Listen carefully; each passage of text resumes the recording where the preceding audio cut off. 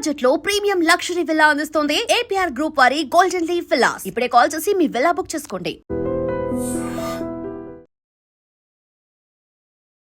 Breaking న్యూస్కి సంబంధించినటువంటి వార్త చూస్తున్నాం. ఆస్ట్రేలియాలోని సిడ్నీ బాండీ బీచ్ వద్ద జరిగినటువంటి టెర్రర్ రింగ్లకి హైదరాబాద్కి సంబంధం ఉన్నట్టుగా పోలీసులు ఐడెంటిఫై చేశారు. బాండీ బీచ్లో కాల్పులు జరిపింది తండ్రి కొడుకులుగానే నిన్ననే ఐడెంటిఫై చేసినటువంటి పోలీసులు వారిద్దరికీ హైదరాబాద్ నుంచి మూలాలు ఉన్నట్టుగా ఇప్పుడు గుర్తించారు. కాల్పులు జరిపినటువంటి సాజిద్ అక్రమ్ వద్ద భారత పాస్పోర్ట్ ఉన్నట్టుగా ఆస్ట్రేలియన్ అధికారులు వెల్లడించారు. సాజిద్ అక్రమ్ హైదరాబాద్ నుంచి పాస్పోర్ట్ పొందినట్లుగా గుర్తించారు. సాజిద్ మూలాలు హైదరాబాద్లోనే ఉన్నట్టుగా పోలీసులు ఐడెంటిఫై చేశారు. హైదరాబాద్లోని ఓ డిగ్రీ కాలేజీలో బీకామ్ చేశాడు సాజిద్. 1998లో ఉద్యోగ అన్వేషణలో భాగంగా ఆస్ట్రేలియాకి వలస వెళ్లారు. అక్కడే యూరోప్ సంతతికి చెందినటువంటి వెనెరా గ్రోసో అనేటువంటి మహిళను వివాహం చేసుకొని ఆస్ట్రేలియాలోనే స్థిరపడిపోయాడు. అక్కడ ఆస్ట్రేలియాలోనే సాజిద్కు ఒక కుమారుడు ఒక కుమార్తె కలిగారు. సాజిద్ కుమారుడు నవీద్తో పాటుగా ఈ కాల్పుల్లో ఆయన పార్టిసిపేట్ చేశారు. టెర్రర్ అటాక్ చేసింది సాజిద్, తన కుమారుడు నవీద్. కాల్పుల్లో మరో నిందితుడిగా ఉన్న కుమారుడు నవీద్తో పాటుగా కుమార్తె సైతం ఆస్ట్రేలియాలోనే జన్మించారు అని పోలీసులు వెల్లడించారు. ఆ ఇద్దరు పిల్లలకి ఆస్ట్రేలియా పౌరసత్వం ఉన్నట్టుగా పోలీసు అధికారులు ధృవీకరించారు. ఇక సాజిద్కు హైదరాబాద్లో ఉన్నటువంటి తన బంధువులతో సంబంధాలు పెద్దగా ఎక్కువగా లేవు, అంతంత మాత్రంగానే ఉన్నాయి అనేది పోలీసులు ఐడెంటిఫై చేశారు. సాజిద్ ఆస్ట్రేలియా వెళ్ళిన దగ్గర నుంచి అంటే గత 27 ఏళ్లలో 6 సార్లు మాత్రమే హైదరాబాద్కు వచ్చాడని, చివరిసారిగా 2022లో ఆస్తుల పరపరైన పంపకాల విషయంలో హైదరాబాద్కి చేరుకున్నట్టుగా పోలీసులు ఐడెంటిఫై చేశారు. 2022లో చివరిసారి వచ్చినప్పుడు ఆస్తిపరమైన అంశాల కోసం హైదరాబాద్లోని తన తల్లిదండ్రులను కలిసినట్టుగా పోలీసులు చెప్తున్నారు.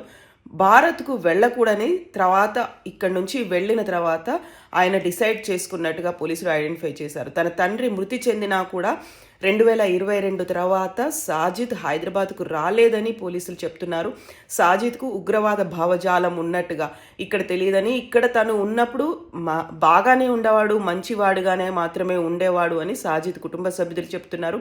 సాజిద్తో పాటుగా ఆయన కుమారుడు నవీద్కు హైదరాబాద్లోని కుటుంబీకులతో ఎలాంటి సంబంధాలు లేవు, సమాచారాలు కూడా లేవు అనేది అధికారులు వెల్లడించారు. సాజిద్ నేరాలకు పాల్పడినట్టుగా ఎలాంటి రికార్డులు పోలీసుల వద్ద లేవని, అది తెలంగాణ పోలీసుల వద్ద లేవని వివరించారు. తెలంగాణ నిందితుడు సాజిద్ వివరాలను భారత ప్రభుత్వం సహా తెలంగాణ పోలీసులతో ఆస్ట్రేలియా అధికారులు పంచుకున్నారు. సాజిద్కి సంబంధించి మరిన్ని వివరాల కోసం కేంద్రం, తెలంగాణ నిఘా వర్గాలు ఆరా తీస్తున్నాయి. ఈ ఏడాది ఫిబ్రవరిలో సాజిద్ అతని కుమారుడు నవీద్ ఫిలిప్పీన్స్లో ఉగ్ర శిక్షణ కోసం వెళ్ళినట్టుగా పోలీసులు ఐడెంటిఫై చేశారు. అక్కడే తీవ్రవాద భావజాలం ఉన్నటువంటి వ్యక్తులను కలిశారు. అక్కడే వాళ్ళు ట్రైనింగ్ తీసుకున్నారు. టెర్రరిస్ట్ తరహా శిక్షణను కూడా పొందారు. కాల్పులు జరపడం కోసం కూడా ట్రైనింగ్ తీసుకున్నారు. నిన్న జరిగినటువంటి హనుక్కా ఫెస్టివల్లో బాండీ బీచ్ దగ్గర జరిగినటువంటి ఉగ్రదాడిలో 16 మంది చనిపోయారు. అందులో ఒక చిన్నారి, ఒక పోలీస్ కూడా ఉన్నారు. 30 మందికి పైగా గాయపడ్డారు. ఈ తరహా ట్రైనింగ్ కోసమే ఫిలిప్పీన్స్కు వెళ్ళినట్టుగా పోలీసులు ఐడెంటిఫై చేశారు. Islamic State of Iraq and Syria, ఐసిస్కి చెందినటువంటి టెర్రరిస్టులతో సాజిద్ అండ్ నవీద్కి అక్కడే సంబంధాలు అనేవి ఏర్పడ్డాయి. సాజిద్ అతడి కుమారుడు నవీద్ వెళ్ళినటువంటి దక్షిణ ఫిలిప్పీన్స్ ప్రాంతం తీవ్రవాద మనస్తత్వం కలిగి ఉన్నటువంటి మతాధికారులకు ఒక కేంద్రంగా చెప్తుంటారు. ఇస్లామిక్ ఉగ్రవాద గ్రూపులకి ఆ ఫిలిప్పీన్స్లో ఉన్నటువంటి ఆ ద్వీపం, దక్షిణ ద్వీపం అనేది ఒక కేంద్రంగా ఉంది. ఇక్కడ అనేక సాయుధ ఇస్లామిక్ సంస్థలు ఐసిస్కు విధేయంగా పనిచేస్తూ ఉంటాయి. ఇక్కడే వీరు ట్రైనింగ్ తీసుకొని బాండీ బీచ్లో కాల్పులు జరిపినట్టుగా పోలీసులు ఐడెంటిఫై చేశారు. ఇక భారతీయ పాస్పోర్ట్తోనే ఫిలిప్పీన్స్కు సాజిద్ వెళ్ళినట్టుగా పోలీసులు అయితే చెప్తున్నారు. ఫిలిప్పీన్స్కు ప్రయాణించడానికి భారతీయ పాస్పోర్ట్, అతని కుమారుడు నవీద్ ఆస్ట్రేలియన్ పాస్పోర్ట్ ఉపయోగించినట్టుగా పోలీసులు ఐడెంటిఫై చేశారు. ఈ క్రమంలో సాజిద్ పాస్పోర్ట్ గురించి దర్యాప్తులో భాగంగా ఆస్ట్రేలియా అధికారులు భారత విదేశాంగ మంత్రిత్వ శాఖను సంప్రదించారు. దీంతో సాజిద్కు హైదరాబాద్లో ఉన్నటువంటి లింకులు అయితే ఐడెంటిఫై చేశారు. సిడ్నీలో ఉన్నటువంటి చాలా ఫేమస్, బ్యూటిఫుల్గా ఉండేటువంటి పీస్ఫుల్ బీచ్ అనేది బాండీ బీచ్. అక్కడ హనుక్కా వేడుకలు జరుపుకుంటున్నారు. ఇజ్రాయెల్ని సొంతం చేసుకున్నటువంటి గుర్తుగా ప్రాచీన కాలంలో ఈ ఇన్సిడెంట్ జరిగింది. ఇజ్రాయెల్ తిరిగి తమకు సొంతమైంది అనడానికి గుర్తుగా హనుక్కా ఫెస్టివల్ని జరుపుకుంటారు. అది 8 రోజుల పాటు కొనసాగేటువంటి ఫెస్టివల్. అందులో ఫస్ట్ డే బోండీ బీచ్కి చేరుకున్నటువంటి జ్యూస్ మీదే ఈ అటాక్ అనేది జరిగింది. యూదులు అక్కడికి చేరుకున్నారు, ఒకరికొకరు గ్రీటింగ్స్ చెప్పుకున్నారు, బెస్ట్ విషెస్ చెప్పుకున్నారు. హనుక్కా ఫెస్టివల్ని సెలబ్రేట్ చేసుకోవడానికి బోండీ బీచ్కి వెళ్ళినటువంటి వారి మీద తండ్రి కొడుకులు సాజిద్ అండ్ నవీద్ ఇద్దరు అటాక్ చేశారు. 16 మంది అక్కడిక్కడే మరణించారు.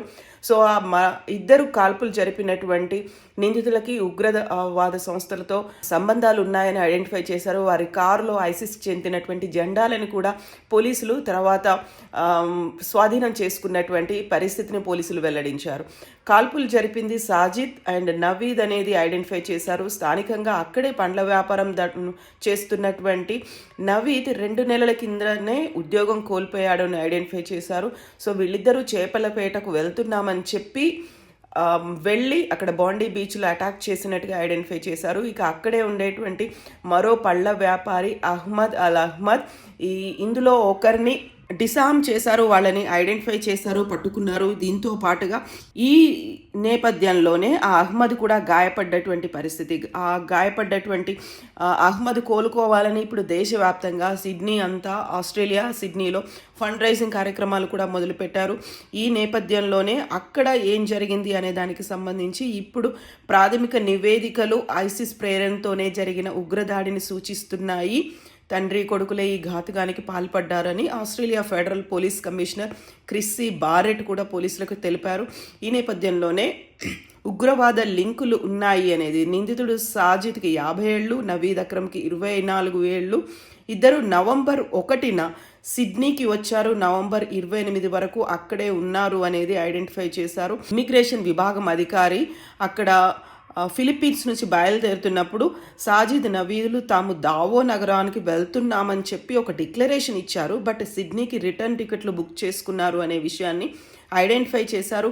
ఈ నేపథ్యంలోనే వారికి భారతీయ పాస్పోర్ట్ ఉంది, హైదరాబాద్కు చేరుకున్నారు. హైదరాబాద్కి సంబంధించి వారు ఈ మూలాలు ఉన్నట్టుగా పోలీసులు అయితే ఐడెంటిఫై చేశారు. And for more videos, Please subscribe to iDream.